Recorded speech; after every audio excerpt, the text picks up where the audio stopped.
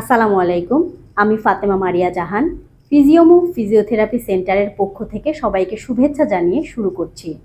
Frozen shoulder অথবা adhesive capsulitis এটি একটি বহুল প্রচলিত সমস্যা, যার ফলে শোল্ডার জয়েন্ট ধীরে ধীরে শক্ত এবং ব্যথাযুক্ত হয়ে পড়ে। এতে করে জয়েন্টের রেঞ্জ অফ মোশন কমে যায় এবং মুভমেন্ট ব্যাহত হয়।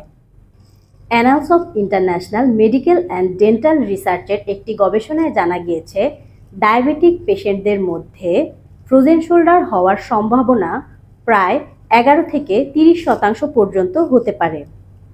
আরও একটি গবেষণায় জানা যায়, 40 থেকে 60 বছর বয়সী ব্যক্তিদের মধ্যে প্রায় 32% মানুষেরই ফ্রোজেন শোল্ডার রয়েছে, যার মধ্যে নারীদের সংখ্যাই বেশি।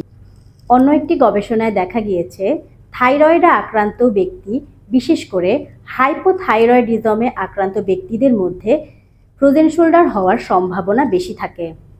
এছাড়া শোল্ডার অথবা থোরাসিক রিজিয়নে যে কোনো রকমের সার্জারি অথবা ওপেন হার্ট সার্জারির পরে প্রপার মুভমেন্ট না হওয়ার জন্য শোল্ডারে ফ্রোজেন শোল্ডার দেখা যায়। ফ্রোজেন শোল্ডারের 3টি ধাপ রয়েছে। প্রথমটি হচ্ছে ফ্রিজিং স্টেজ। এ পর্যায়ে পেশেন্ট প্রচণ্ড বেশি পেইন ফিল করে, বিশেষ করে রাতের বেলায়, এবং এক্সটার্নাল রোটেশনে প্রচণ্ড পরিমাণে পেইন হয়।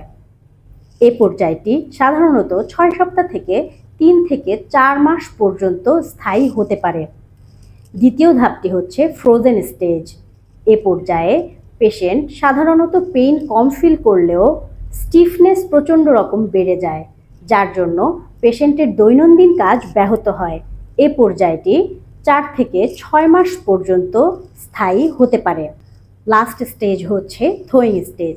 এ পর্যায়ে পেশেন্টের পেইন এবং স্টিফনেস উভয়ই কমে যায় এবং তারই সাথে জয়েন্টের রেঞ্জ অফ মোশনও বেড়ে যেতে থাকে।